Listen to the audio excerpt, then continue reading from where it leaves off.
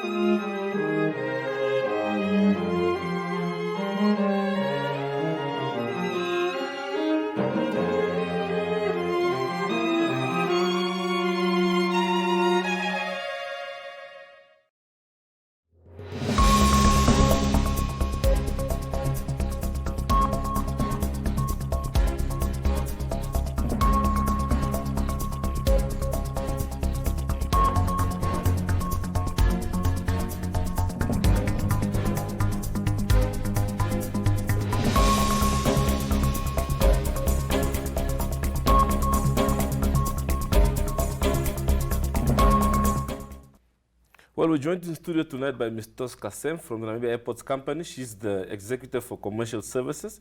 Ms. Sem, welcome to the show. Thank you, Matthias.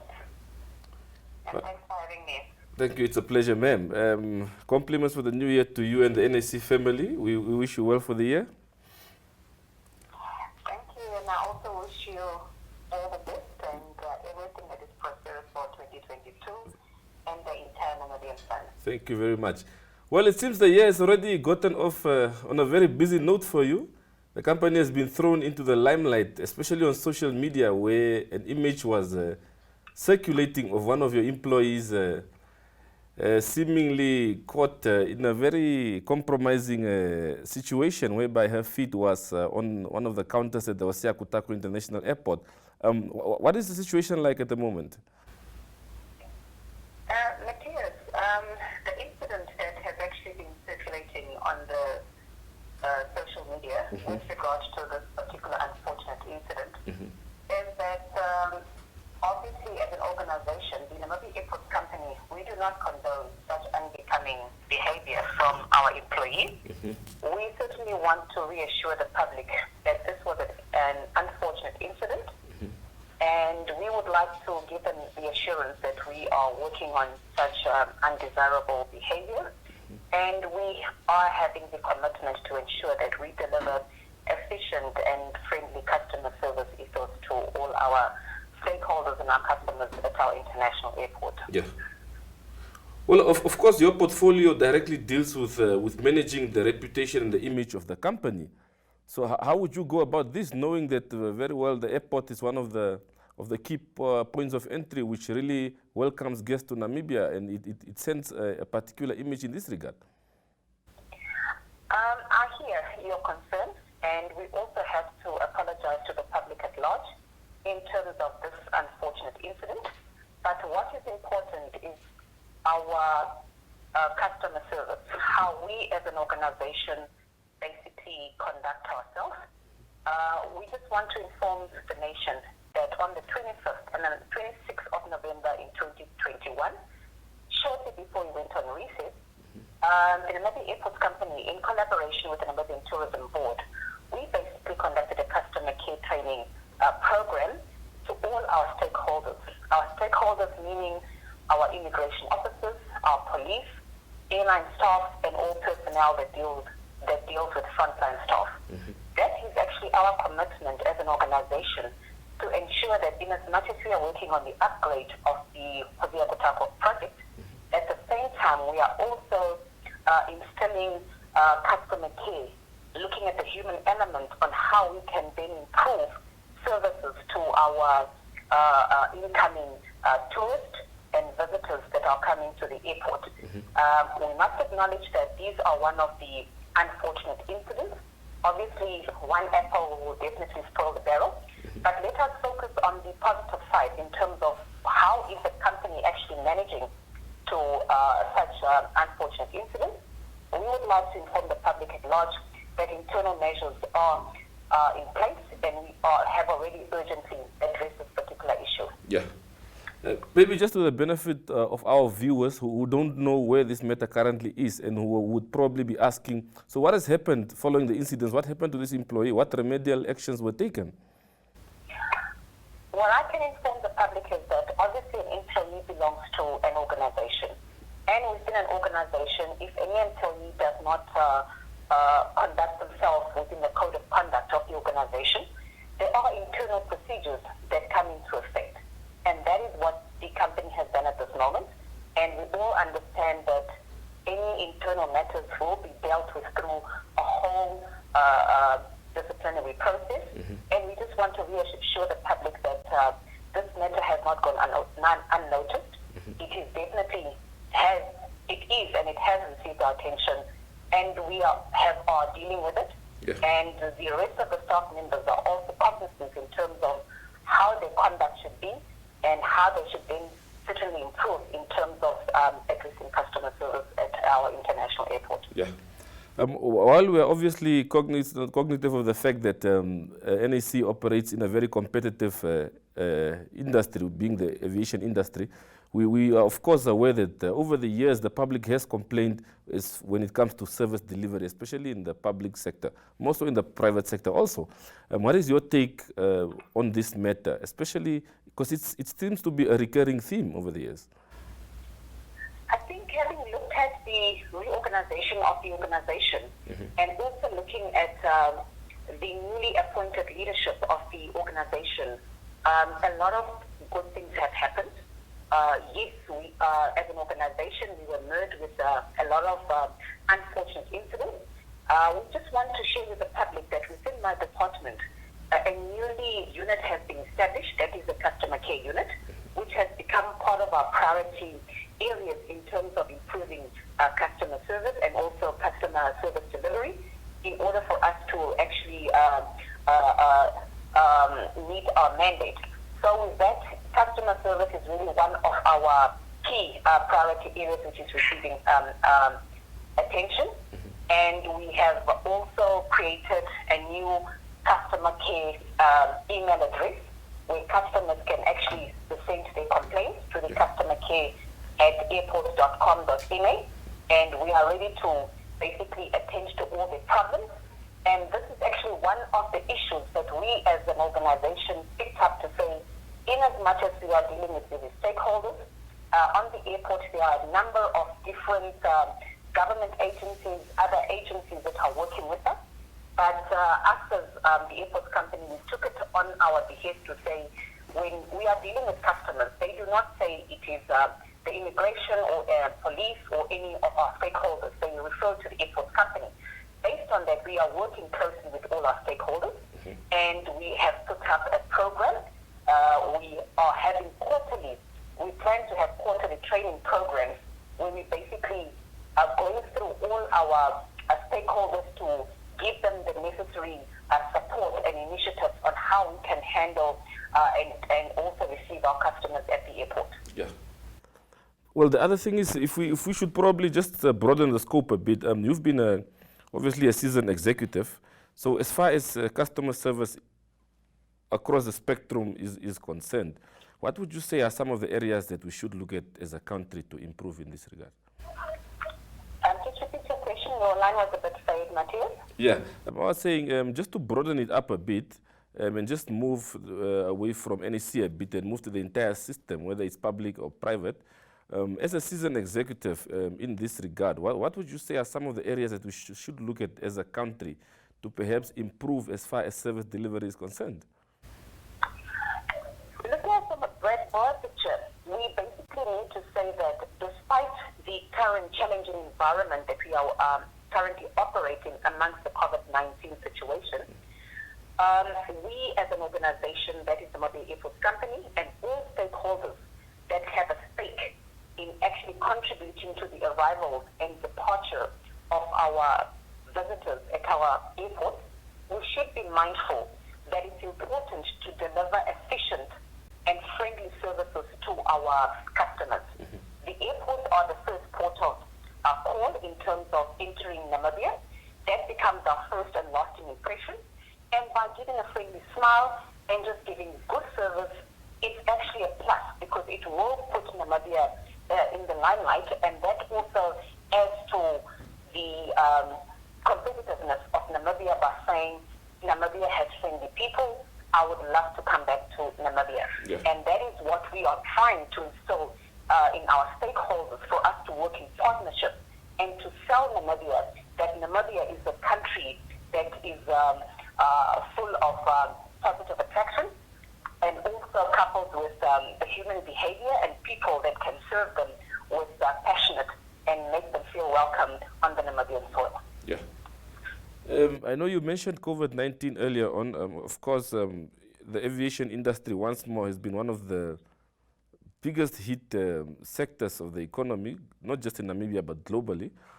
Going forward, how do you see NAC navigating this storm, especially in 2022? What are some of the strategies that yourself and the senior team of the NAC has in place?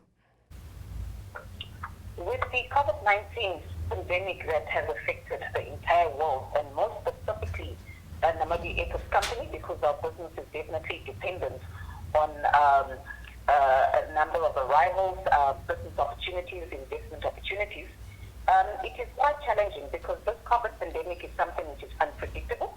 But definitely from the airports company's perspective, we have really placed a lot of emphasis in our human capital.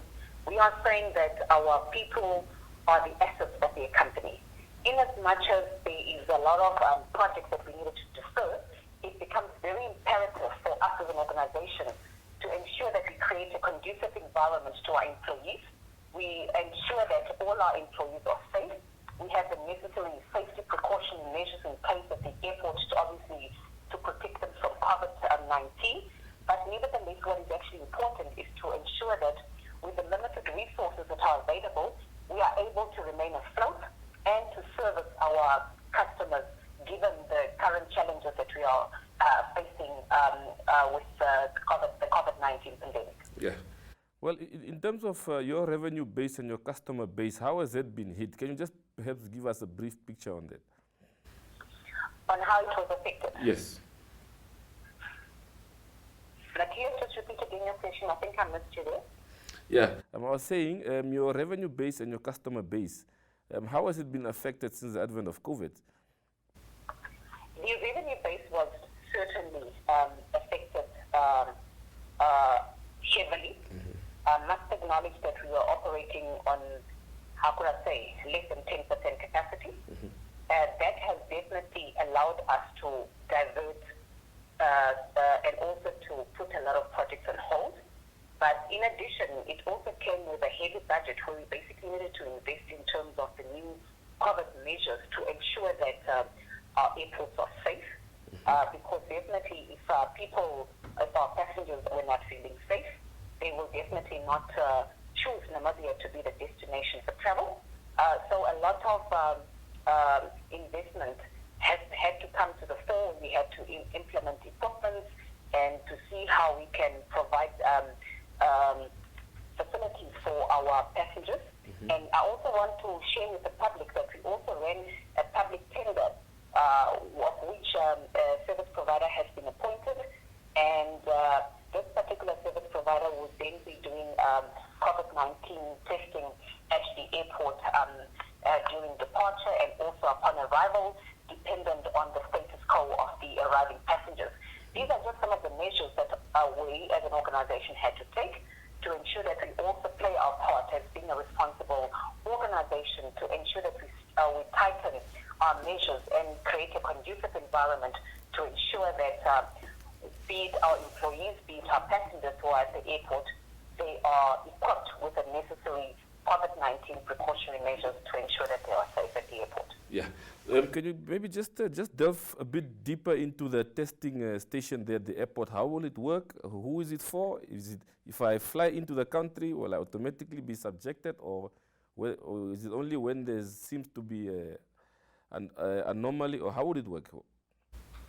The PCR testing COVID center, which has been placed at the airport, would obviously operate in the confines of the regulations that will be put up by the Namibian government. And it is also subject now to any individual who is flying who would not like to be tested downtown but have the sufficient time to drive to the airport and get tested on the airport. That's the reason why we have them there. At the same time, for arriving passengers, depending from which country they come from, others might have traveled longer period than what is expected, and they do not have the necessary PCR documentation as provided by the regulation.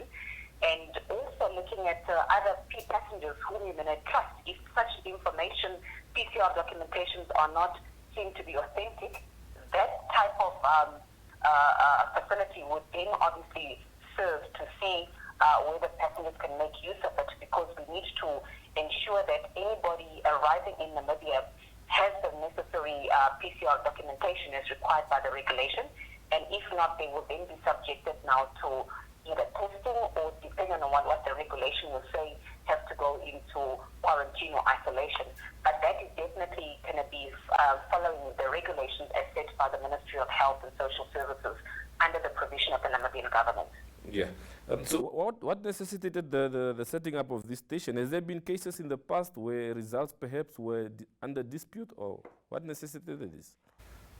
What has necessitated is that even if you look at international benchmarking, looking at even our neighbors in Johannesburg and also in Harare, all airports, as we speak, have actually set up testing COVID centers. Mm-hmm. The reason being that is a port of entry, and the Ministry of Health is actually the better office to actually respond to such information. Mm-hmm. I myself am not actually put to respond on behalf of the ministry, but myself being the executive for commercial, we are basically working in collaboration with the Ministry of Health to provide them the necessary facility, and they carry out all the mandatory requirements that are expected to be undertaken, and henceforth the Namibia Airports Company being there to be a supportive strategic partner to ensure that we also contribute to the health of the Namibian nation at large, and at the same time also promoting economic activities to allow people to come into our country despite now the challenging environment of the COVID-19. Yeah. Well, despite COVID-19, are there any foreseeable challenges you foresee coming up as a company that you are busy preparing for, maybe? Repeat again your question. Your line was a bit faded, Matthias. Yeah, I was saying, apart from the COVID-19 pandemic, are there any other potential risks that you see as a company that could perhaps hamper your operations coming up during the course of the year? I think COVID-19 has taken the center stage. Yeah. And obviously our wish is that we would like to attract more airlines to come to Namibia. And attracting airlines is dependent on the safety aspect of the COVID-19. Yeah. Yes, we have seen a number of airlines that have returned. We have seen a number of countries obviously imposing restrictions. These are the type of challenges that we are actually encountering. But we are actually very proud to say that our shareholder, the Namibian government, is actually supporting the Namibia Airports Company to see how best we can then lobby and attract airlines to ensure that we increase or we revive tourism back to Namibia, because most of our people are dependent on the free flow of incoming tourists, which obviously has an impact on employment and also on a lot of other economic opportunities which need to flourish. Yeah. Well, I know we focused a lot on foreseeable challenges and so on. Maybe just some of the positives and green shoots that the public can expect in the coming year from the NAC. What are some of the exciting plans you are working on? Well, that's very good to hear that people would love also to hear the positive side, despite the unfortunate incidents that have occurred. I must acknowledge that at the beginning of this year, we've actually received good positive news from a lot of our German tourists that have shared with us on our social media. that they are very much impressed in terms of our development at Hosea Kutako International Airport. And to the contrary, they were actually very much impressed with the service which they have received from our employees. We are slowly but surely coming to the closure of Hosea Kutako International Airport, where we basically are going to provide a number of diversified retail offerings, and also looking at the compliance aspect in terms of separation of international and domestic travel, which becomes also a compliance issue from our regulatory perspective, that is from the National Civil Aviation Authority, and also for us to comply with the international and recommended standards. These are the positive things that one would basically see. And coupled with that, we are also looking down at Eros Airport, where we basically also looked at the upgrading of the runway at Eros Airport, and that is basically one of the key projects to assure the safety and security of departure and arrivals of aircraft at our airports. Other projects are still to come, but obviously that is dependent on the financial base, as we need to take it slow, given that we had gone through a big slump in terms of revenue, and obviously with time we would then start unfolding to get back to our normal operations as per the pre-COVID-19 figures in 2019.